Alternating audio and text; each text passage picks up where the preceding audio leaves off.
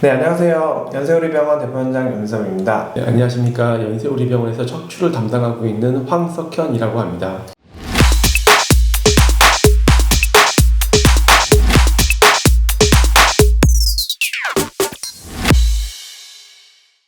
네, 황석현 원장이 이번에 저희 병원에 와주셔서 활발하게 시술이랑 치료를 잘 해주고 계신데요. 오늘 이렇게 허리에 대해서 치료를 얘기를 나눠보는 자리를 마련을 했습니다.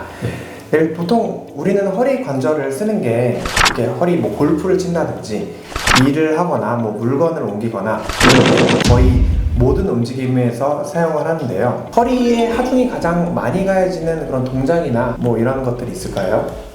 특히 이제 허리에 가장 많이 하중이 가는 동작이 허리를 구부릴 때나 아니면 허리를 옆으로 비틀 때입니다. 그래서 이제 골프를 치고 나서도 환자분이 통증을 많이 호소하시는 이유가 대부분 그런 데에 있습니다.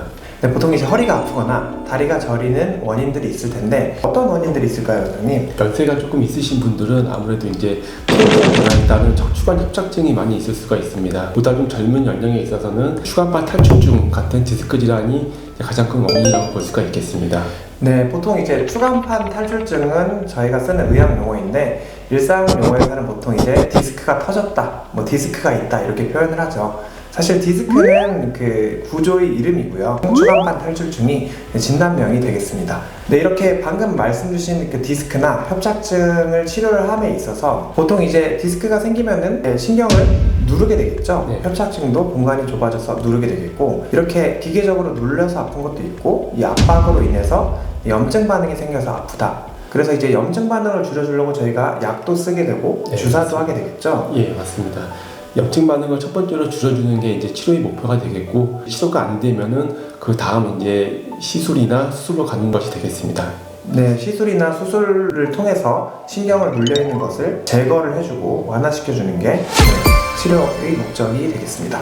네, 이렇게 협착증은 신경 통로가 좁아지는 병인데 말 그대로 신경이 지나가는 통로가 좁아지는 건데 쉽게 한번 생각을 저희가 할 수 있도록 그 발생되는 기전을 한번 얘기를 해보도록 하겠습니다.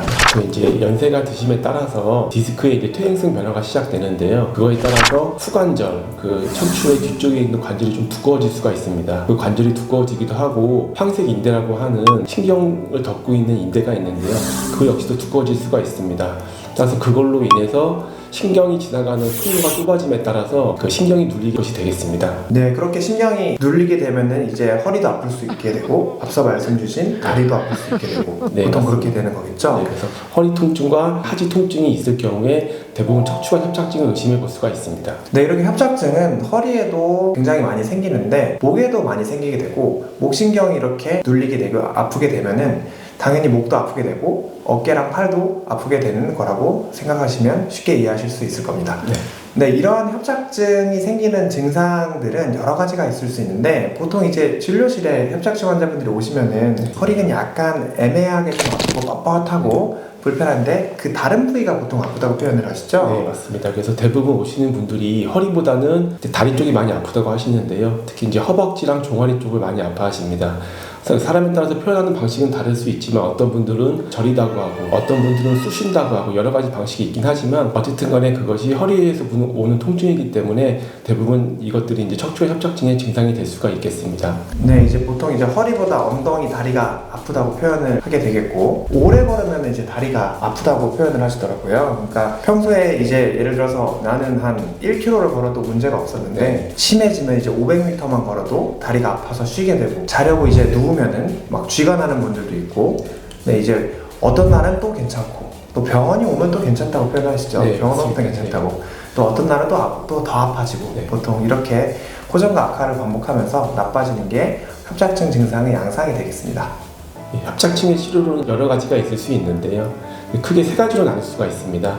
첫 번째로 약물 치료, 그리고 도수 치료, 물리치료 등이 포함될 수 있겠고 여러 가지 주사 치료도 포함될 수 있습니다. 두 번째로는 이제 비수술적 치료라고 해서 수술하기에는 조금 부담스러우신 분들이 많이 하는 시술이 있는데요. 그것이 이제 풍선 확장 신경 성형술이 되겠습니다. 하지만 이것까지 했는데도 다리가 저리고 허리가 많이 아프다고 하시는 분들은 이제 수술 단계로 넘어가셔야 되는데 양방향 척추 내시경을 통해서 하는 수술을 많이 하고 있습니다. 네, 아주 설명을 잘 해주셨는데 기본적인 보존적 치료로도 이제 좋아지지 않으면은 풍선확장 신경성형술은 일단 구조물을 떼내거나 뭐 디스크를 떼내거나 황색인대를 떼내거나 이런 건 아니지만 신경이 눌려있는 건 어느 정도 풀어주고 약물 치료를 해줘서 환자분들 편안하게 만들어주는 건데 이렇게 해서 자연적으로 회복이 되는 경우도 많고요. 이렇게 해도 되지 않으면은 정말 근본적으로 황색인대도 제거해주고 신경을 누르고 있는 구조물들을 없애줘서 신경을 눌리는 거를 풀어주는 치료를 하게 됩니다. 이 치료가 바로 방금 말씀 주신 저희 황 원장님이 많이 하시는 양방향 내시경이 되겠죠? 예, 맞습니다.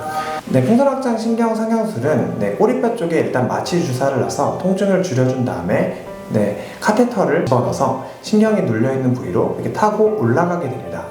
신경이 눌려있는 부위로 영상을 보면서 실시간 영상을 보면서 타고 올라가서 풍선으로 신경 눌려있는 걸 풀어주고 약물 투여하고 나오는 시술이 되겠고요. 이러한 비수술 치료들은 디스크를 직접 떼내거나 황색인대를 떼내거나 이런 건 아니지만 신경 눌려있는 걸 어느 정도 풀어주면은 환자분들이 경과가 좋은 경우가 많습니다. 앞서 말씀드린 풍선확장 신경성형술 치료 사례에 대해서 알아보고자 하겠습니다. 이분은 67세 여성분이었고요. 1년 이상 체해 충격파나 주사치료, 도수치료를 수후에 계속 시행을 했는데도 다리 통증과 저린 증상이 심해서 잠을 못 자서 병원에 내원을 했습니다. 병원에 내원해서 검사를 해보니까 척추관 협착증이 굉장히 심했었고 그래서 풍선확장 신경성형술을 시행을 했습니다. 왼쪽의 수술 전 그림을 보시면은 조영제를 통과시켰을 때 위쪽으로 조영제가 잘 통과가 되지 않는 모습이 관찰이 되고요. 그래서 신경이 좁아져 있는 부위를 풍선으로 이렇게 부풀려주고 카테터를 보통 저 같은 경우에 왔다 갔다 하거나 풍선을 부풀려주는 것을 반복을 해서 환자분의 증상을 좀 풀어주게 되는데 그렇게 되면은 수술 후에는 조영제가 위까지 잘 통과가 되고 환자분이 증상이 호전되는 것을 볼 수 있습니다. 이번은 치료 후에 2주 뒤에 다리 통증이 90% 이상 호전이 되고 보행거리가 증가가 되었었고 야간통도 사라지고 일상생활로 잘 회복할 수 있었던 사례가 되겠습니다. 이러한 풍선확장 신경성형술은 절개 없이 하는 허리 비수술 치료가 되겠고요. 좁아져 있는 신경 통로를 벌려줘서 환자분들의 통증을 완화시켜주는 좋은 치료가 되겠습니다. 시술 시간도 굉장히 짧습니다. 30분 내외로 끝나게 되고 당일 퇴원이 가능한 시술이 되겠습니다. 또한 국소 마취 후에 수면 마취도 가능하고요. 고혈압이나 당뇨가 있으시고 만성질환이 있어서 내가 큰 시술을 못 받아서 어떡하나 이렇게 걱정하시는 분들이 분명히 있으실 텐데 풍선확장 신경성형술은 이러한 분들도 잘 치료를 받으실 수 있는 시술이 되겠습니다.